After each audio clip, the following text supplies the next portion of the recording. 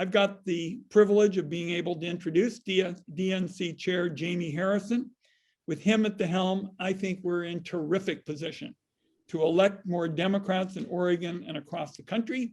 All of us remember him from his courageous, gutsy campaign in South Carolina, where he was up against some of the biggest money in Lindsey Graham's political machine. And again and again and again, he made us proud as he waged that courageous fight. He's a South Carolina native, worked his way from poverty to the Ivy League and then to law school. He often points out that a kid like him, a poor child raised by a single mom, doesn't usually get a fair shot in the country. And that's why he has dedicated his life to making America even better, and why we need more like Jaime Harrison in Congress. As a former chair of the South Carolina Democratic Party, he knows what helping state parties is all about. You know, a lot of people, you have to explain the role of a state party and all that. I'm looking at our chair, Jaime Harrison, and he knows more about state parties than people like me have even had a chance to think about. So we are just delighted that we've got him, because he knows how to elect people up and down the ballot. As DNC chair, he's going to be taking his savvy and his experience and the historic investments that we know he believes in as far as state parties to strengthen the Democratic Party from sea to shining sea. Like all of you, I've been looking forward to hearing from DNC Chair Jaime Harrison tonight. And let's now give him a big Oregon digital standing ovation. Chair Jaime Harrison. Thank you, Senator. Thank you so much for that amazing introduction. And thank you for your leadership in the United States Senate and the Senate Finance Committee. We are so in your debt because you work hard each and every day. And I'm so thankful for you and all that you do for not only Oregon, but what you do for the nation. And I want to thank my good friend Casey, and I want to thank Brad Martin and the entire leadership team, my DNC members in the great state of Oregon. Thank you all for your tireless efforts to elect Democrats all over the state. And of course, I'd be remiss if I did not recognize Senator Jeff Merkley. You know, Senator Merkley actually got an opportunity to meet my sons and to come and break bread with me at my house here in South Carolina. And Senator Merkley is just an amazing, amazing guy.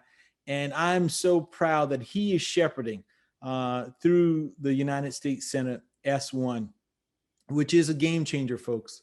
We need S1 to pass. If nothing else passes between now and November, we need S1 to pass. And there's nobody who's more dogged than Senator Merkley to make sure that we get there. And so, Senator, thank you for your leadership. And thank all of our Democrats in Oregon from the congressional delegation in the state and the state as well. We're really, really appreciative of all the hard work that you do. You all are shining examples of leaders who deliver for the people you represent.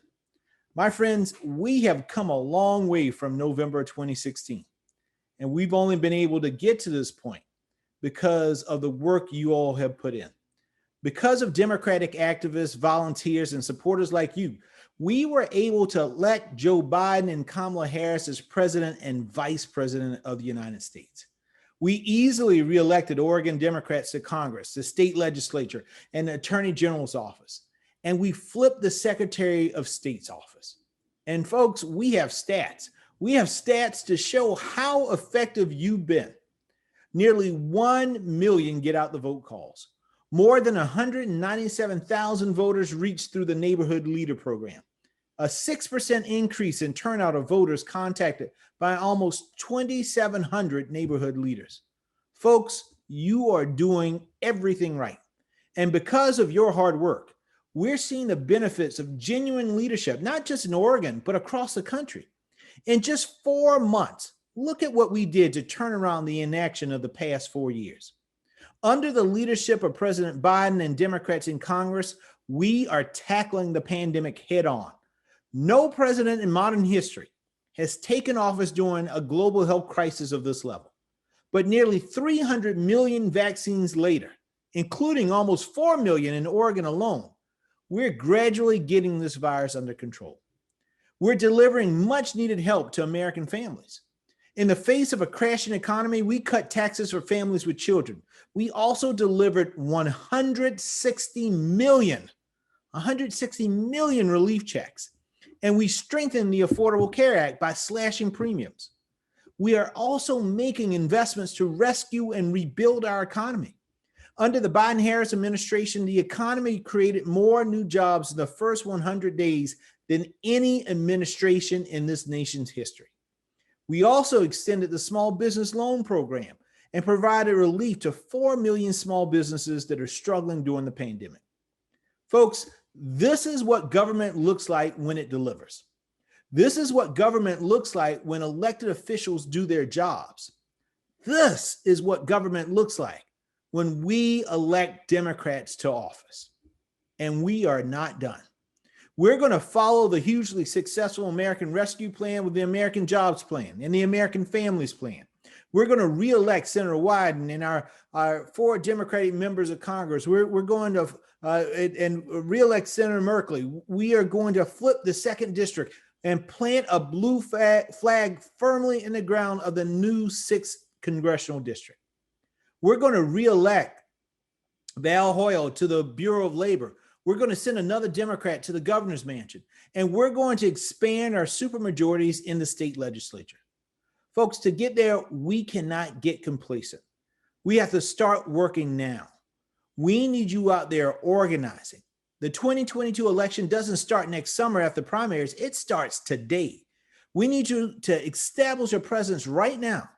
Listen and learn from your communities. Build those relationships.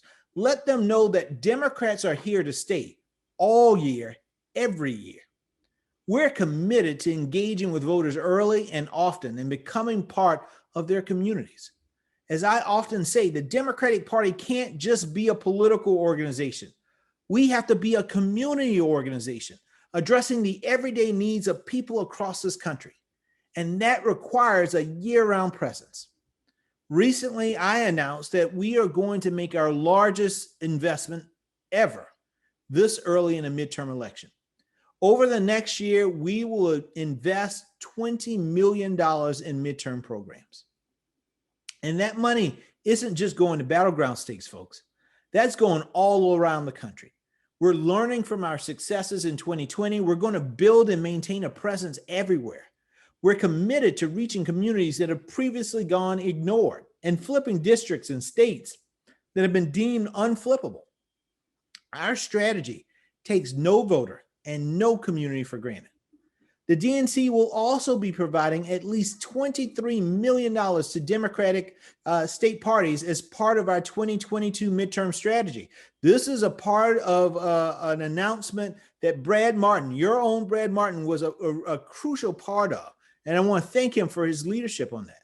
This is our largest ever investment in state parties and grassroots infrastructure. Folks, it's going back to that 57 states and territory strategy. This agreement will increase funding, staff, and tools. We will support programs that encourage forward-thinking initiatives that are effective, like your Neighborhood Leaders Program. And we're going to serve as a central knowledge hub for down-ballot races. We're also in this initiative establishing a 7-figure red state fund to take the fight directly to the Republicans where they feel safest. As I like to say, my friends, this ain't your grandmama's DNC. We're going to invest in creating a deep bench of local talent. We're looking for future leaders who know and reflect the communities they wish to serve. That means making efforts outside of the traditional recruiting pipeline and empowering more locals to stand up and speak out.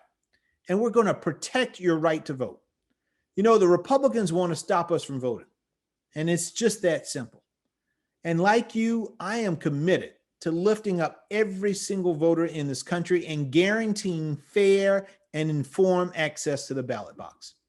At the DNC, we're fighting every day to restore and protect the fundamental right to vote. As chair, it's my priority to carry forward the good work we've been doing and to build on that progress that we've made. I want to put the Republicans on notice with all of these suppression bills that, folks, we are not going back. My grandparents grew up in the Jim Crow South, And I can tell you this, I'd be damned if I let my kids have to grow up in an environment just like my grandparents. We are not going back. We're going to do everything in our power with every breath in my body, every drop of blood that flows through my veins to make sure that we are fighting back against these efforts to take this country back to a time that we don't want to retreat to. Folks, we got a lot of fight ahead of us, but there are a lot of great developments in the weeks and months ahead. But I need you all to do me a favor in the meantime. I'm counting on all of you. I need you to tell your friends, your family, your neighbors, and your coworkers. I need you to tell everyone who will listen about everything you hear today. Tell every person you see on a screen or in person that President Biden delivered. Tell them that the president delivered COVID relief and got folks vaccinated, that he's actively working to reopen the country correctly and safely, that he's doing his job as a leader. Our job is to make sure everybody knows it. You must tell the story that in our greatest time of need, it was this president and Democrats in Congress who stood up and delivered for the American people. So from the bottom of my heart, I want to thank you all for your steadfast support. Thank you for continuing to believe in the positive changes we can make. With all of us pitching in, we can unite people everywhere. My friends, this is something I've learned in my 45 years on this earth. There is nothing, absolutely nothing, Democrats can't do when we work and stand together. So thank you all for having me tonight. Continue the good work, folks. I hope to visit you all in person sometime soon. But take care of yourselves, and thank you again for having me.